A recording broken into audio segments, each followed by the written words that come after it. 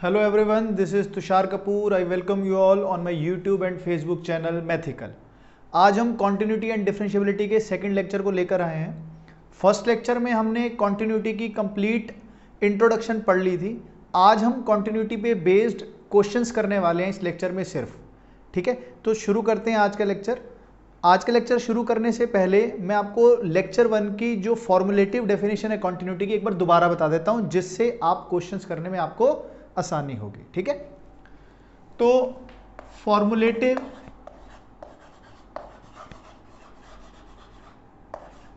Definition of continuity क्या होती थी देखते हैं. फॉर्मुलेटिव डेफिनेशन ये होती थी, limit x tending to a minus f of x equal होना चाहिए limit x tending to a plus f of x is equal to f of a is equal to finite होना चाहिए. ये हमें याद रखनी है बात कि limit left hand limit, right hand limit and उस पॉइंट पर फंक्शन डिफाइन होना चाहिए और ये तीनों वैल्यू बराबर आनी चाहिए. और कितनी आनी चाहिए? फाइनाइट आनी चाहिए. यही है इस पूरे चैप्टर की डेफिनेशन. इसको हम बोलते हैं कॉन्टिन्यूटी. ठीक है, देखते हैं आगे क्वेश्चंस करते हैं आज कॉन्टिन्यूटी पे बेस्ड. फर्स्ट क्वेश्चन लिखेंगे. हमारे पास एक फंक्शन है cos x raise to the power cot square x, और ये तब है जब x 0 नहीं है और इसकी वैल्यू k है जब x 0 है. ठीक है, जब x 0 है तो क्वेश्चन पूछा गया है find the value of k such that fx is continuous at x equal to a. x equal to a पर फंक्शन 0 है ना, x equal to 0 पर फंक्शन कंटिन्यूस है. ठीक है, तो बताना है k की वैल्यू क्या होगी. मतलब अब ध्यान दो कि x की वैल्यू 0 माइनस और x की वैल्यू 0 प्लस वो फंक्शन की किस ब्रांच पर बैठी है? वो बैठी है इस ब्रांच पर. ठीक है बात. और एग्जैक्ट x इक्वल टू 0 किसके बराबर है? k के बराबर है. अगर आप x को 0 पुट करोगे तो आंसर k आएगा. 0 प्लस या 0 माइनस कहां पर पुट करेंगे? इसमें पुट करेंगे. और बोल रहा है फंक्शन कंटिन्यूस है, इसका मतलब जो लिमिट की वैल्यू आएगी वो किसके बराबर होगी? वो k के बराबर ही तो होगी, तभी तो फंक्शन कंटिन्यूस कहलाएगा. तो इसका मतलब हमें बस इसकी लिमिट निकालनी रह गई एट x टेंडिंग टू 0 पर. तो limit x tending to 0 cos x raise to the power cot square of x. बस हमें ये सॉल्व करना रहेगा, बाकी तो हो गया सॉल्व. अब x को 0 पुट करोगे तो cos 0 कितना होता है? 1, और cot 0 कितना होता है? इनफाइनाइट. ये तो 1 raise to the power infinite वाली फॉर्म होगी. अब 1 raise to the power infinite वाला क्वेश्चन कैसे करेंगे? इसको लिखेंगे, ये हो गया e की power e raise to the power limit x tending to 0. बच्चों याद है कि नहीं है? क्या करते थे? ये fx होता था, इसमें से 1 माइनस हो जाता था, इनटू क्या हो जाता था? gx. इनटू हो जाता था हमारे पास gx. इसको और कैसे लिख सकते हैं ढंग से? e raise to the power limit x tending to 0 cos x minus 1 upon tan square x. ऐसा लिख सकते हैं कि नहीं लिख सकते? मैंने क्या किया? एक्स स्क्वायर से मल्टीप्लाई और एक्स स्क्वायर से क्या मिल गया? डिवाइड कर दिया. अब हम क्या जानते हैं? हम जानते हैं limit x tending to 0 tan x by x कितना होता है? 1. तो ये हमको कितना दे देगा? ये तो 1 दे देगा. तो क्वेश्चन क्या बचा हमारे पास? ये बचा. तो हमारे पास बचा e raise to the power limit x tending to 0 cos x minus 1 upon x square. अब ये भी एक स्टैंडर्ड लिमिट आपको लिखवाई थी. एक स्टैंडर्ड लिमिट क्या लिखवाई थी? Limit x tending to 0 1 minus cos x upon x square क्या देता है? हाफ. लेकिन यहां पर क्या है? cos x माइनस 1, तो ये कितना दे देगा? माइनस हाफ, है ना. तो ये कितना हो जाएगा? e की पावर -1/2. ये आपका आंसर हो गया. जिस बच्चे को स्टैंडर्ड लिमिट याद नहीं है तो वो क्या लिखे, 1 माइनस कॉस एक्स को लिख सकते हैं 2 साइन स्क्वायर एक्स बाय 2 लिख सकते हैं। फिर आप क्या करेंगे, by 4 into 4, sine x by x कितना होता है 1 होता है, वहां से इसको सॉल्व किया जा सकता है। तो k की वैल्यू कितनी होगी, k की value e raise to the power minus half होनी पड़ेगी, तभी फंक्शन कंटिन्यूअस होगा। क्योंकि कंटिन्यूटी की डेफिनेशन क्या थी, लिमिट की value exact x equal to 0 पे जो आ रहा है उसके बराबर होनी चाहिए है। समझ आ गई है बात, ठीक है। अगला क्वेश्चन देखते हैं, इसको नोट कर लो आप।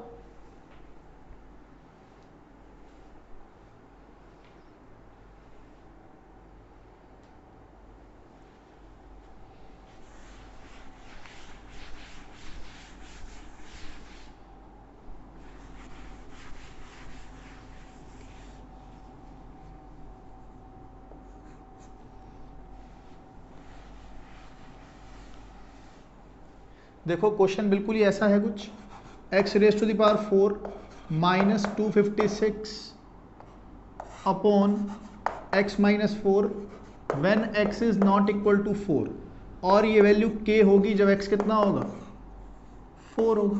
तो बताओ k की वैल्यू क्या होगी। बिल्कुल पिछले क्वेश्चन जैसा हो गया, ये बिल्कुल पिछले क्वेश्चन जैसा हो गया बेटा। क्या है इसमें, जो लिमिट की वैल्यू इस पर आएगी वही k के बराबर होना पड़ेगा, क्योंकि फंक्शन कंटिन्यूअस दिया हुआ है एट x इक्वल टू 4 पर, फंक्शन कंटिन्यूअस दिया हुआ है x इक्वल टू 4 पर। तो हमारा काम क्या रह गया, इसकी लिमिट निकालनी रहेगी। इसकी जो लिमिट की वैल्यू आएगी उसको k के इक्वल होना पड़ेगा, तभी फंक्शन क्या होगा, कॉन्टिन्यूअस होगा। तो देखते हैं बेटा इसकी लिमिट कैसे निकालेंगे। लिमिट x टेंडिंग टू 4, ये हो जाएगा x raise to the power 4 minus, क्या मैं इसको 4 रेज़ टू द पावर 4 लिख सकता हूँ, 4 रेज़ टू द पावर 4 लिख सकता हूँ, divided by x minus 4, divided by x minus 4। वैसे तो ये स्टैंडर्ड फॉर्म दिख गई है, स्टैंडर्ड फॉर्म में लिख के दिखा देता हूँ कौन सी होती थी। Limit x tending to 0, a लिख लो, limit x tending to a, तो क्या हो जाएगा, ये होता था x की पावर n माइनस a की power n upon x minus a, है ना। तो ये कितना होता था, n इंटू a की पावर n माइनस 1, यही तो होता था बेटा, ये स्टैंडर्ड रिजल्ट होता था। तो कर लेते हैं, इसका यूज कर लें क्या, इसका यूज कर लेते हैं चलो। तो n कितना है हमारे पास यहाँ 4 इंटू a कितना है 4 raise to the power n minus 1, raise to the power n minus 1, तो कितना हो गया, ये हो गया 4 इंटू 4 की पावर 3, तो कितना हो गया 4 इंटू 64, दैट इज 256।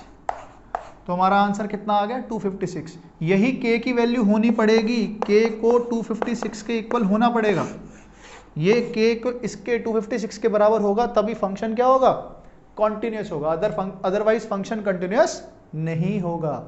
जिसको ये स्टैंडर्ड लिमिट याद नहीं है, आप एल हॉपिटल लगा लो, ऊपर डिफरेंशिएट कर लो, नीचे डिफरेंशिएट कर लो, बाद में x को क्या पुट कर देंगे 4 पुट कर देंगे।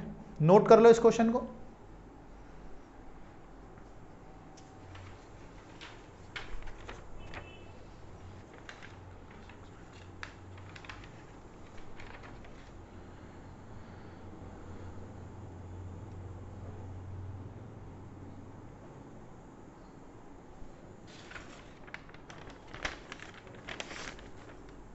अगला क्वेश्चन देखते हैं, क्वेश्चन नंबर 3।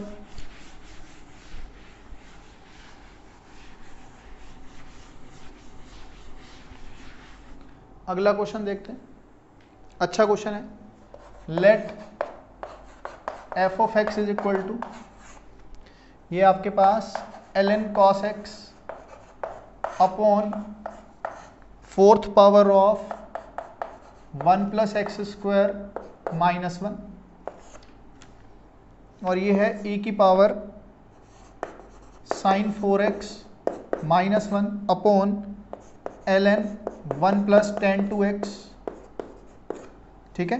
और ये कब की बात है, ये जब x ग्रेटर देन 0 है, और ये कब है, जब x लेस देन 0 है, ठीक है। बात क्वेश्चन क्या पूछा है, find the value of f of 0, find the value of f of 0 which makes the function continuous at x equal to 0। At x equal to 0। मतलब कह रहा है कि आप राइट हैंड लिमिट निकालो, लेफ्ट हैंड लिमिट निकालो, अगर ये दोनों लिमिट बराबर आती हैं तो वही एफ ऑफ 0 की वैल्यू होनी पड़ेगी, तभी तो फंक्शन कंटिन्यूस होगा। इन केस इन दोनों की लिमिट की वैल्यू ही इक्वल नहीं आती तो फंक्शन कंटिन्यूस नहीं होगा, फिर हम एफ ऑफ 0 की बात भी नहीं करेंगे। समझ आ गई ये बात? तो सबसे पहले इसको देख लेते हैं, सबसे पहले इसको देख लेते हैं। इसको अगर हम देखेंगे तो क्या होगा, limit x tending to 0 plus कितना हो जाएगा, ln cos x upon 1 plus x square raise to the power 1/4 minus 1। बात समझ आ गई है कि नहीं? ठीक है, तो कैसे करेंगे? मैंने क्या किया, इसमें 1 ऐड कर दिया और 1 सब्ट्रैक्ट कर दिया बेटा, upon 1 plus x square raise to the power 1/4 minus 1। ठीक है बात? तो हम क्या जानते हैं, log 1 plus x upon x क्या देता है, 1 दे देता है। तो हमने क्या किया, cos x माइनस 1 से मल्टीप्लाई कर दिया और cos x माइनस 1 से ही डिवाइड कर दिया। cos x माइनस 1 से मल्टीप्लाई, cos x माइनस 1 से डिवाइड, तो ये हमको कितना दे देगा, ये हमें आंसर दे देगा 1। ठीक है, तो हमारा क्वेश्चन कितना बच गया, हमारा क्वेश्चन बच गया cos x minus 1 whole divided by 1 plus x square raise to the power 1/4 minus 1। ये बात समझ आ गई है कि नहीं आई है? अब क्या करेंगे बेटा, हम फिर स्टैंडर्ड फॉर्म जानते हैं, cos x minus 1 upon x square क्या देता है, माइनस हाफ। बेटा एक्स स्क्वायर से डिवाइड, एक्स स्क्वायर से मल्टीप्लाई, स्टैंडर्ड फॉर्म याद कर लो, मैं बता रहा हूँ सारे क्वेश्चंस होने लग जाएंगे। ये कितना आंसर दे देगा, -1/2। कितना दे देगा, -1/2। तो हमारे पास अब क्वेश्चन कितना रह गया, minus x square upon 2 into ये रह गया बेटा। अब इसकी बाइनोमियल एक्सपेंशन खोल लूँ क्या, इसकी बाइनोमियल एक्सपेंशन खोल लेते हैं। a प्लस बी की पावर n क्या होता है, nc0 1 होता है, 1 आ गया। nc1 कितना होता है, n 1/4 इंटू एक्स स्क्वायर।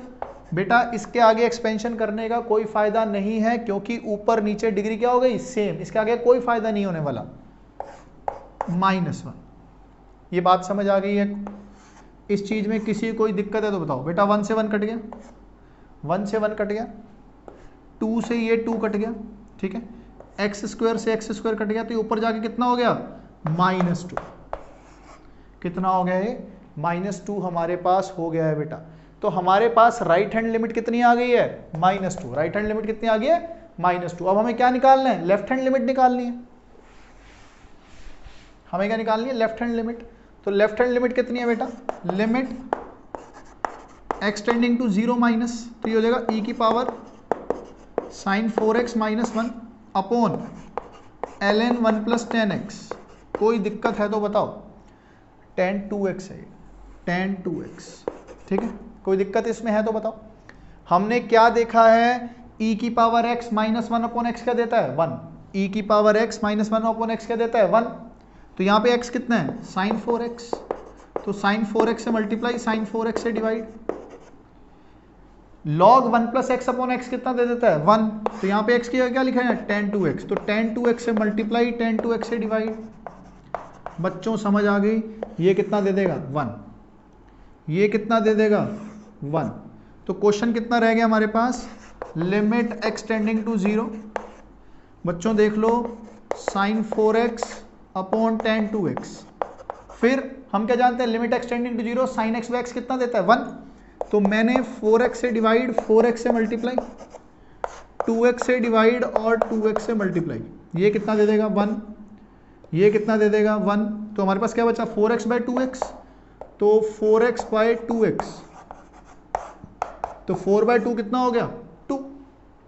तो देखो बेटा, लेफ्ट हैंड लिमिट हमारे पास कितनी आई है, 2। राइट हैंड लिमिट हमारे पास कितनी आई है, -2। तो हमें क्या पता चला, left hand limit is not equal to right hand limit. अगर ये इक्वल ही नहीं है तो फंक्शन इज क्या हो जाएगा, फंक्शन इज डिसकंटिन्यूअस। बेटा फंक्शन इज डिसकंटिन्यूअस। तो f ऑफ 0 पे फंक्शन की वैल्यू क्या है, उस पर बात करने का भी कोई फायदा नहीं है बेटा। समझ आ गई? इस क्वेश्चन को अच्छे से समझो, नोट करो।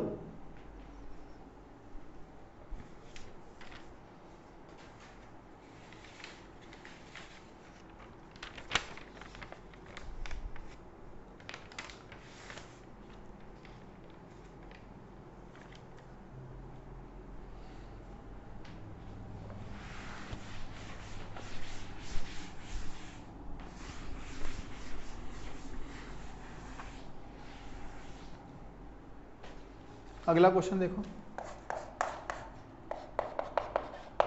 Find the values of a and b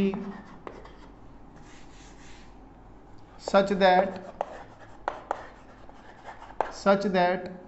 function is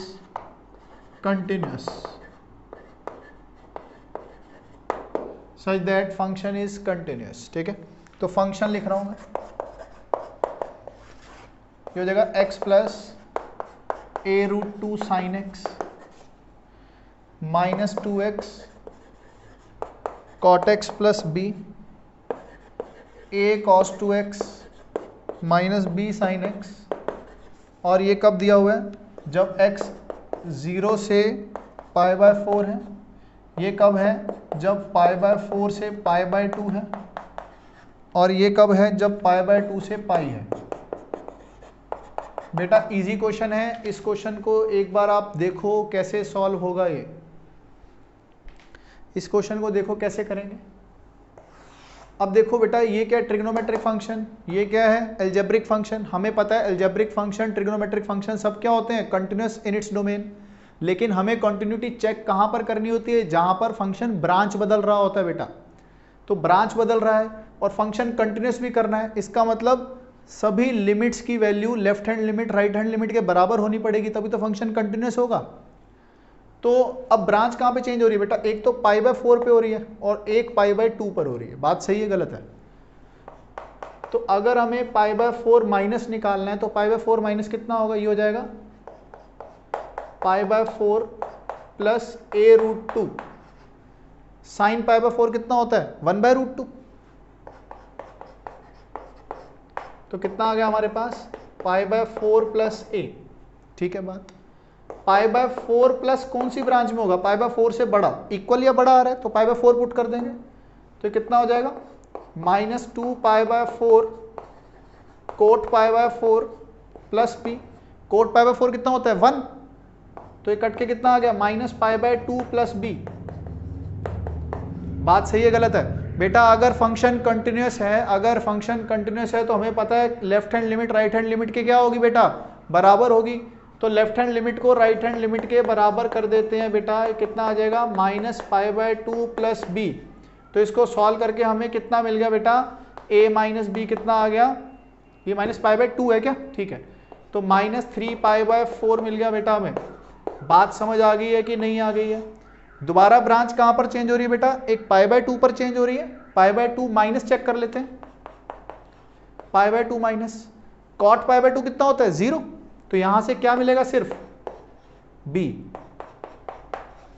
π/2 plus देखो बेटा, π/2 प्लस, तो π/2 प्लस कौन सी ब्रांच पर है, इस पर। π/2 पुट करेंगे तो कितना आ जाएगा, पाई। लिख लेते हैं, a cos π minus b sine π/2। बात सही है गलत है? cos π कितना होता है बेटा, -1। साइन π/2 कितना होता है, 1। तो यहां से कितना मिला, -a माइनस b। कितना मिला, -a माइनस b। अब ये दोनों क्या होंगे, इक्वल होंगे। तो b is equal to -a minus b हो गया। तो a की वैल्यू कितनी आ गई, -2b के बराबर। a कितना आ गया, -2b।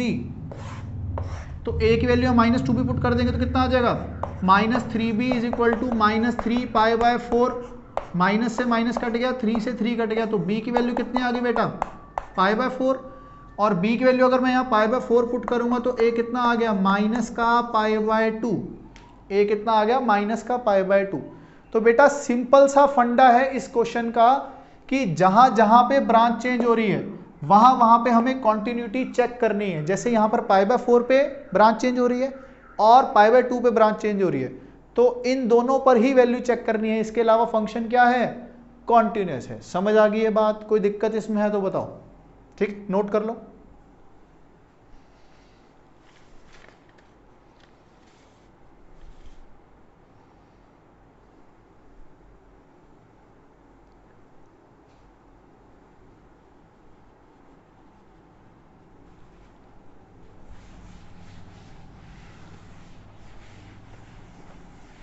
अगला क्वेश्चन देखो बेटा,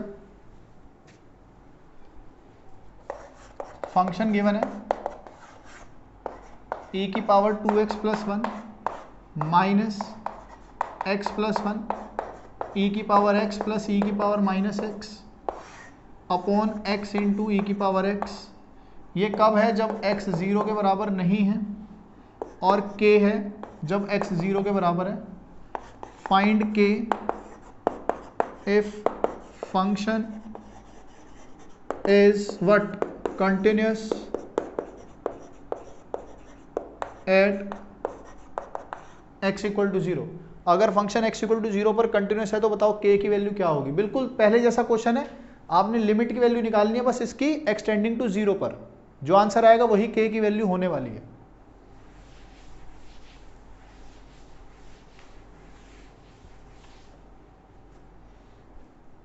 ट्राई करो, ध्यान देते हैं कैसे करें इस क्वेश्चन को। क्वेश्चन चेंज करो बेटा, e की पावर x माइनस 1, e की पावर x माइनस 1, ठीक है, e की पावर x माइनस 1। थोड़ा सा चेंज मैं यही कर दूं, x से डिवाइड और x से मल्टीप्लाई, ये कितना दे देगा? ये तो 1 ही दे देगा, ये तो 1 ही दे देगा बेटा। 0/0 फॉर्म बन रही है ना। अब हम सोचते हैं एक्सपेंशन से। कैसे सोचते हैं? एक्सपेंशन से सोचते हैं। तो e की पावर 2x की एक्सपेंशन क्या होगी? e की पावर 2x की एक्सपेंशन 1 प्लस 2 की power x, 1 plus 2x plus 2x का whole square by 2 factorial. Plus में 1 चल रहा है, एक प्लस में एक 1 चल रहा है ना बेटा, प्लस में एक 1 चल रहा है। हमें इसके आगे एक्सपेंशन करने की जरूरत नहीं है, एक्स स्क्वायर से आगे। क्यों? क्योंकि डिनोमिनेटर में एक्स स्क्वायर चल रहा है। माइनस एक्स प्लस 1 इंटू ई की पावर एक्स की एक्सपेंशन क्या होती है? 1 plus x square by 2 factorial. और ई की पावर माइनस एक्स की कितनी होगी बेटा? 1 minus x plus x square by 2 factorial. बात सही है गलत है? यहाँ तक सही है। डिवाइडेड बाय क्या चल रहा है बेटा? एक्स स्क्वायर चल रहा है। अब हमें क्या पता है, ऊपर जो एक्स स्क्वायर का कोफिशिएंट होगा, नीचे जो एक्स स्क्वायर का कोफिशिएंट होगा, वही हमारा क्या होने वाला है? आंसर। चलो एक बार फिर भी देख लेते हैं, कहीं और कुछ तो नहीं बच रहा। ये कितना हो गया? 1 plus 1 2, 2x plus 2x square. यहां क्या होगा? माइनस एक्स से माइनस एक्स कट गया तो 2 प्लस 2x स्क्वायर आ गया, 2 प्लस एक्स स्क्वायर है ना। तो ये हो गया minus x plus 1 into 2 plus x square upon बेटा कितना चल रहा है? ये चल रहा है एक्स स्क्वायर। कोई दिक्कत नहीं है इसमें। अब मल्टीप्लाई कर लेते हैं इसको, तो दोबारा लिखते हैं। ये हो गया 2 plus 2x plus 2x square minus कितना हो जाएगा? ये हो जाएगा 2x plus x cube plus 2, ये हो गया 2x plus x cube plus 2 plus 2x square. समझ आ गई बात बेटा?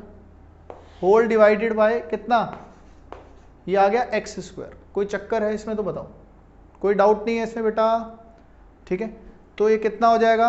ये हो जाएगा हमारे पास, देखो 2 से 2 कैंसल आउट हो गया, 2x से 2x कैंसल आउट हो गया, और 2x स्क्वायर से 2x स्क्वायर भी कैंसिल आउट हो गया, 2x स्क्वायर से 2x स्क्वायर भी कैंसिल आउट हो गया। तो क्या बचा? Minus x cube by x square.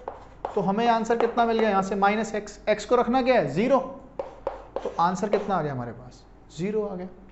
ठीक है, आंसर कितना आ गया? 0। एक बार देख लो कैलकुलेशन में कुछ मिस्टेक तो नहीं हो रही है। कैलकुलेशन में मिस्टेक ना हो बस, बाकी सब तो ठीक है। ठीक है, नोट कर लो इस क्वेश्चन को बच्चों, नोट कर लो।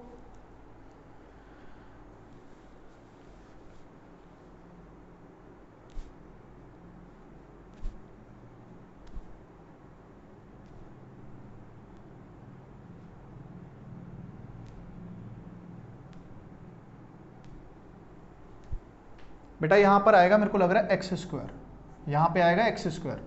1 into x square will give x square and this will give x square plus x cube and this will give 1। तो हमारा आंसर 1 आया बेटा, 0 नहीं आया, 1 आया है ना। तो एक्स स्क्वायर और एक्स स्क्वायर का जो कोफिशिएंट है वही हमारा आंसर होगा, 1 आंसर आ गया। ठीक है, आगे बढ़ते हैं।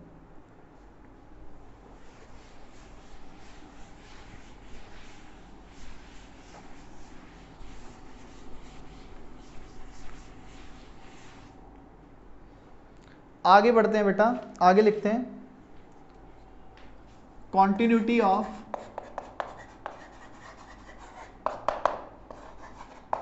Special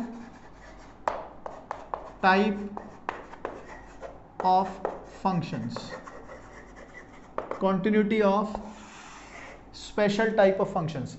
special of type of functions कौन से हैं? जैसे ग्रेटेस्ट इंटीजर फंक्शन हो गया and fractional part of function. चलो पहले इसको पढ़ लेते हैं, पहले इसको पढ़ लेते हैं, ठीक है। इन फंक्शन के कॉन्टिन्यूटी के बारे में हमें डिस्कस करना है कि मतलब ऐसे क्वेश्चंस कैसे किए जाते हैं, ठीक है। मैं पहला एक एग्जांपल ले रहा हूं, discuss about the points of discontinuity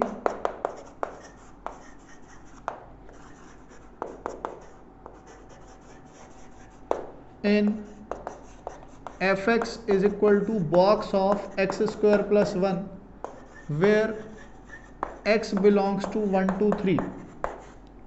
1 से लेके 3 के बीच की बात हो रही है। x की वैल्यू जो 1 से 3 है, तो बेटा fx की रेंज क्या होगी? fx बिलोंग्स टू क्या होगा? ध्यान दो, 1 से 3 है तो 1 से 3 का स्क्वायर कितना होगा? 1 से 3 का स्क्वायर क्या होगा? 1 से 9 प्लस 1 हो जाएगा तो 2 से 10 हो जाएगा बेटा इसकी रेंज। क्या इस फंक्शन की रेंज 2 से 10 हो जाएगी क्या? बिल्कुल हो जाएगी। और एक बात हम क्या जानते हैं, ग्रेटेस्ट इंटीजर फंक्शन किस पॉइंट पर डिसकंटिन्यूअस होता है? ग्रेटेस्ट इंटीजर फंक्शन हमेशा बेटा इंटीजर्स पर डिसकंटिन्यूअस होता है। तो हमें चेक करना है 2 से लेके 10 के बीच में कितने इंटीजर्स बन रहे हैं।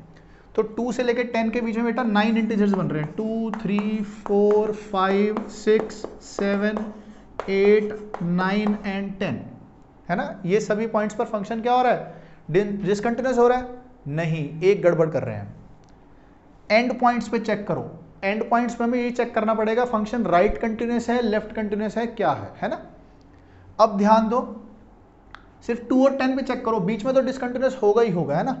मतलब 2 और 2 प्लस चेक करना है और x की वैल्यू 3 और 3 माइनस चेक करना है ना, तभी तो 10 आएगा।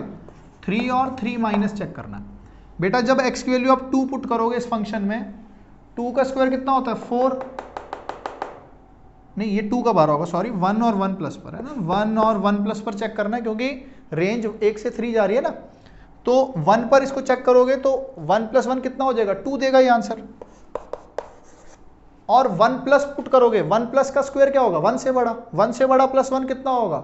2 से बड़ा, और 2 से बड़े का बॉक्स क्या होता है? 2 ही होने वाला है बेटा। ये दोनों तो इक्वल आ गए, और ये दोनों इक्वल आ गए तो फंक्शन इस पॉइंट पर डिसकंटिन्यूअस नहीं है। तो क्या है इस पॉइंट पर? इस पॉइंट पर कंटिन्यूअस है। अब 3 पुट करके देखते हैं बेटा, एग्जैक्ट 3 पुट करोगे, 3 का स्क्वायर 9, 9 प्लस 1 कितना दे देगा? 10। 3 से जस्ट छोटे की बात करते हैं, 3 से जस्ट छोटे का स्क्वायर क्या होगा? 9 से छोटा। 9 से छोटा प्लस 1 क्या होगा? 10 से छोटा। और 10 से छोटे का बॉक्स क्या होगा? 9। 10 से छोटे का बॉक्स क्या होगा? 9। बेटा ये दोनों इक्वल नहीं आए, तो 3 पर तो ये क्या है? डिसकंटिन्यूअस। 3 पर क्या है? ये डिसकंटिन्यूअस है बेटा।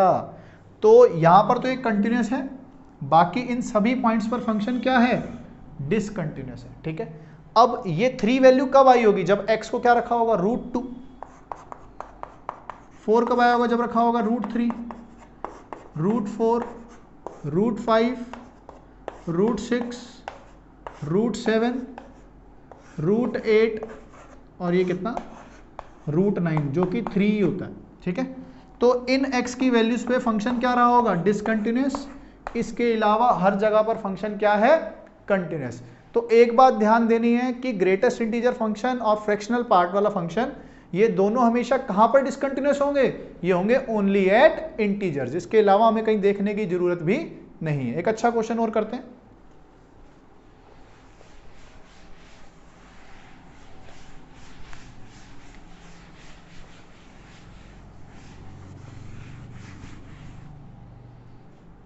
क्वेश्चन दिया हुआ है fx is equal to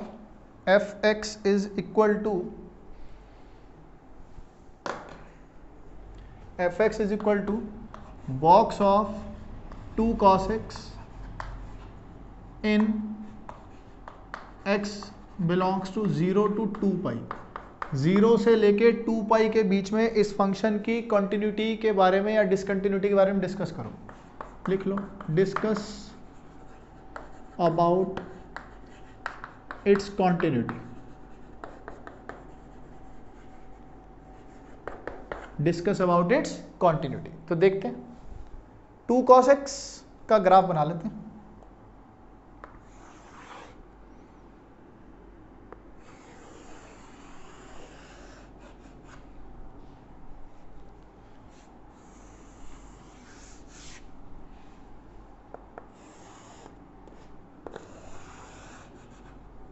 cos x का ग्राफ बनाते हैं बेटा। cos x का ग्राफ हम जानते हैं शुरू होता था ऐसे, लेकिन 2 cos x, जैसे cos x यहाँ क्या होता था 0 1 0 1 होता ना, cos x की वैल्यू 0 रखेंगे, cos क्या देता था 1, लेकिन अब cos कितना देगा 2।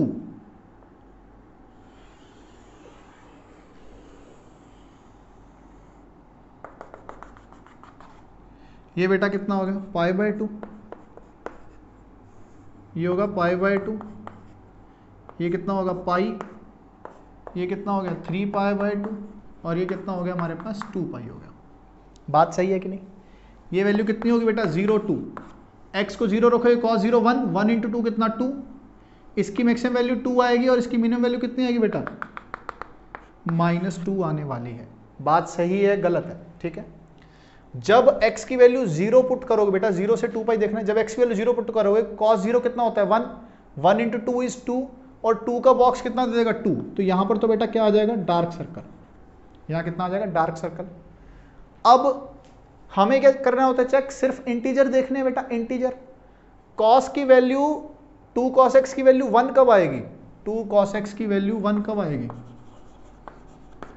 जब cos x कितना होगा हाफ, और cos x हाफ कब होता है पाई बाय 3 60 डिग्री पर, तो पाई बाय 3 कहीं यहां पर होगा बेटा, पाई बाय 3 कहीं यहां पर होगा, तो cos की वैल्यू हाफ होगी, हाफ इंटू 2 1 होगा, कहीं 1 होगा, पाई बाय 3 पे कितना होगा बेटा पाई बाय 3 पे 1 होगा, है ना। तो यहां से लेके 0 से लेके पाई बाय 3 में वैल्यू 1 से लेके 2 के बीच की होगी बेटा। जब x की वैल्यू 0 से पाई बाय 3 होगी तो जो वैल्यू होगी वो 1 से लेके 2 के बीच की होगी, और 1 से लेके 2 के बीच का बॉक्स क्या देता है 1 देता है, 1 से लेके 2 के बीच का बॉक्स क्या देता है बेटा 1 देता है।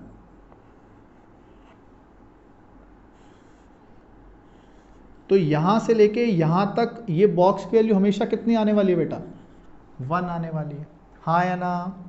अब ध्यान दो, ये वैल्यू कितनी है बेटा 0 है, cos 90 कितना होता है 0 होता है, तो इसका मतलब 60 डिग्री से 90 डिग्री के बीच में cos 60 कितना होता है half, half into 2 is 1, cos 90 कितना होता है 0, तो 0 से 1 का बॉक्स कितना होगा बेटा 0 होगा, 0 से 1 का बॉक्स कितना होगा 0, तो बेटा क्या होगा यहां पर ओपन सर्कल हो जाएगा और ये हमारा क्लोज सर्कल हो जाएगा। बात सही है कि नहीं है? 0 से -1 का बॉक्स क्या होता है 0 से -1 का, अब cos की वैल्यू -1 कब आएगी जब ये -हाफ होगा, और -हाफ कब होगा जब ये एंगल 2 पाई बाय 3 120 डिग्री, तो 2 पाई बाय 3 कहीं यहां पर होगा, तो ये कहीं 120 डिग्री होगा, -हाफ, तो ये कितना दे रहा होगा -1, ये कितना दे रहा होगा -1। ध्यान देंगे यहां से लेके यहां के एंगल के बीच की वैल्यू कितनी है 0 से -1 के बीच में, और 0 से -1 का बॉक्स कितना होता है 0 से -1 का बॉक्स कितना होता है बेटा -1, ठीक है। तो यहां पर आ जाएगा ओपन सर्कल और यहां कितना आ जाएगा क्लोज सर्कल। समझ आ गई बात? बहुत बढ़िया। अब यहां से वैल्यू कहां से कहां के बीच में है, यहां से लेके 2 पाई बाय 3 से लेके पाई के बीच में जो वैल्यू है वो -1 से -2 के बीच में जा रही है, और -1 से -2 के बीच का बॉक्स कितना होता है बेटा -1 से -2 के बीच का बॉक्स कितना होगा -2 देगा, तो यहां से ओपन और ये क्लोज। समझो बात? फिर सेम बात होगी बेटा, कहीं इधर एंगल आया होगा जिसकी वैल्यू -1 रही होगी, वो एंगल कितना होगा, वो एंगल होगा 240 डिग्री, 2π/3, 4π/3, तो 4π/3। अब यहाँ से लेके यहाँ के बीच में, यहाँ से लेके यहाँ के बीच में वैल्यू कितनी आ रही है, -1 से -2, और -1 से -2 का बॉक्स कितना होता है, फिर -2 होता है, तो क्या हो जाएगा, ये तो क्लोज सर्कल था ही, तो ये ओपन आ जाएगा बेटा, समझो बात को। अब फिर 4π/3 से 3π/2 के बीच का एंगल, 4π/3 से 3π/2, तो 4π/3 से 3π/2 के बीच की वैल्यू कहाँ से कहाँ जाएगी बेटा, -1 से 0, और -1 से 0 का बॉक्स क्या देता है, -1, तो क्या हो जाएगा बेटा, यहाँ क्लोज से 3π/2 ओपन। समझो बात को, थोड़ा सा टफ है ये क्वेश्चन, समझने की कोशिश करो। अब फिर कॉस की वैल्यू 1/2 कब आएगी, 300 डिग्री पर, 300 डिग्री कितना होता है, 5π/6, तो कॉस की वैल्यू 5π/6 पे कितनी होगी, 1/2, और 1/2 है, तो मैं इसको ये मान लो 1 है ना, तो कहीं यही होगा 5π/6, ठीक है, तो 5π/6 पे वैल्यू 1 आ रही है, तो 3π/2 से 5π/6 के बीच में वैल्यू कितनी आ रही है, 0 से 1, और 0 से 1 का बॉक्स क्या होता है बेटा, 0 से 1 का बॉक्स होता है 0, तो इसीलिए ये 0 वाली लाइन बन गई।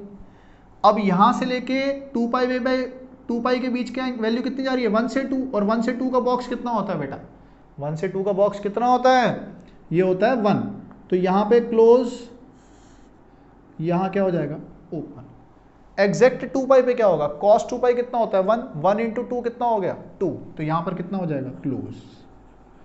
तो ये बना है हमारा ग्राफ, ये जो लाइंस बनी है बेटा, ये हमारा ग्राफ है, ये जो लाइंस बनी है हमारा ग्राफ है, समझ रहे हो। तो जहां जहां पे ओपन सर्कल आ रहा है वहां पे फंक्शन क्या है, वहां पे फंक्शन क्या है, डिसकंटिन्यूअस।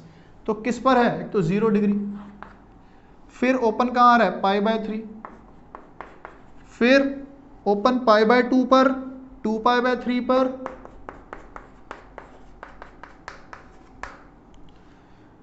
इसके बाद 4π/3, 3π/2, उसके बाद 5π/6 और 2π।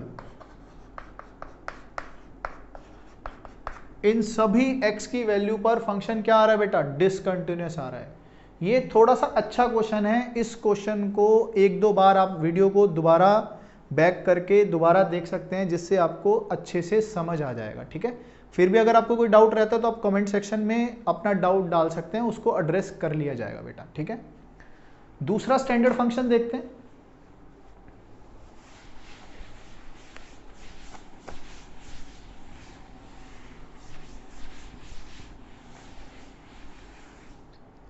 अगला देखते हैं बेटा, सिग्नम फंक्शन। ये आज का लास्ट फंक्शन है, सिग्नम फंक्शन। इसका एक क्वेश्चन देखो बेटा, f(x) दिया हुआ है, signum of sine of x -1, signum of sine of x -1। तो बताना है find the points of discontinuity.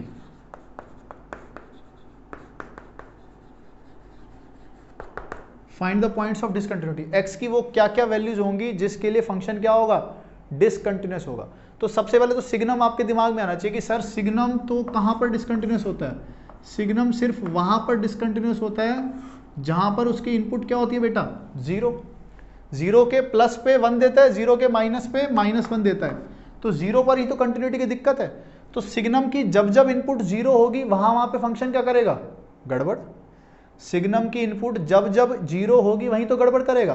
तो सिग्नम की इनपुट 0 कब हो रही है बेटा, देख लो, जब sin x -1 0 होगा, जब sin x कितना होगा बेटा, 1 होगा, हाँ या ना, जब sin x कितना होगा, 1, और sin x 1 कब होता है, देख लो, sin x का ग्राफ जानते हो क्या, कब होता है, 4n + 1 π/2, 4n + 1 π/2 पे फंक्शन क्या होता है, बताओ क्या होता है, फंक्शन होता है डिसकंटिन्यूअस। अब ध्यान देते हैं, इसको थोड़ा सा ग्राफ से बता दो, थोड़ा सा और सोच लो। सिग्नम, मतलब सिग्नम के क्वेश्चन में ज़्यादा दिमाग नहीं लगाना।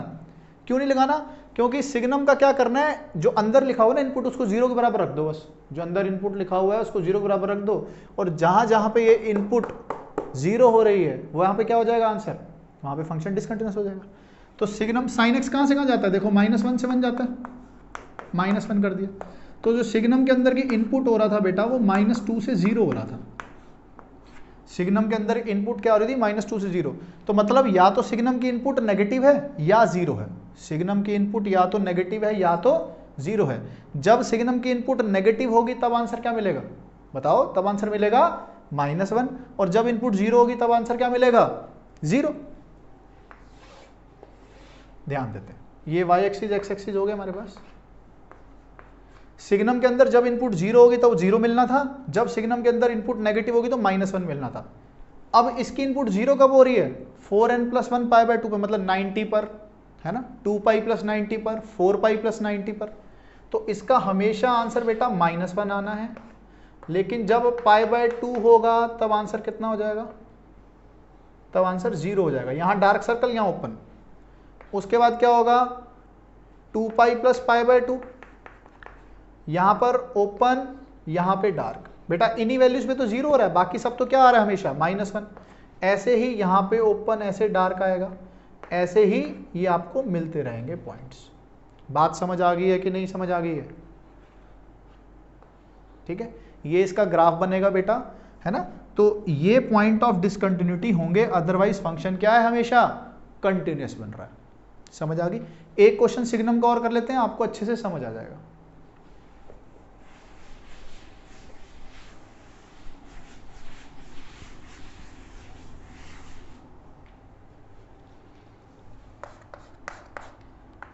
f(x) = signum of x³ - x।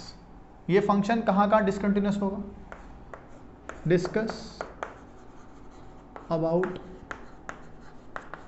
Point of discontinuities. Point of discontinuity निकालनी है इसकी। तो अभी पढ़ा हमने, सिग्नम के अंदर जब जब 0 बनेगा तब आंसर क्या हो जाएगा, वो पॉइंट ऑफ डिसकंटिन्यूटी हो जाएंगे। तो x³ - x को हम क्या कर देंगे, 0। x कॉमन ले लिया तो कितना आ गया, x² - 1 कितना आ गया, 0। तो यहाँ से रूट्स क्या क्या है, या तो x0, या तो x1, या तो x - 1। यही वो 3x की वैल्यू है जहाँ पे फंक्शन क्या हो जाएगा बेटा, डिसकंटिन्यूअस होने वाला है।